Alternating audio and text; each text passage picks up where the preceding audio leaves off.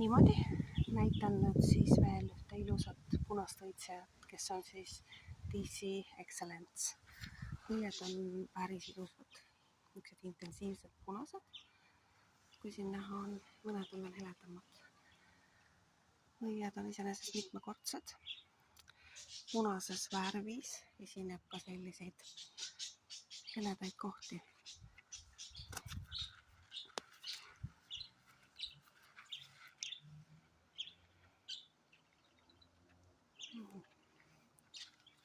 See on nüüd, ütleme, õiget punast värvi.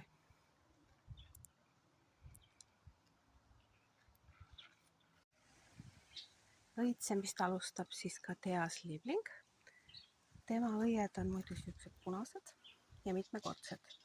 Hetkel näevad välja nagu, ma ei oska isegi öelda, nagu lihatükid. Nad on kergelt roosakad, siin on niisugust rohekat veel, et nende see värv alles moodustub. Et nad alles avanevad, keskelt on veel kollane. Iseenesest on ka väga huvitav värvide mäng.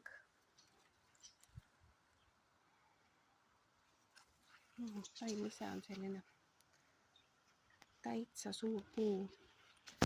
Tema kõrval on meil Eva. Näitan Didier Sevestre Excellence'i. Excellence on siis siuke punane, millel on siis sees natukene siukseid valgeid väikseid träpsusid. Nüüd on väga ilus. Siin näiteks on rohkem seda valget osa. See natuke heledam, pole veel õiget värvust saavutanud. Vaatame seda. Et igaüks on natukene erinev. Nii, siit tagant on veel avanemas. Teine on siin Didier Sevestre Smart. Smart on väga DC Smart.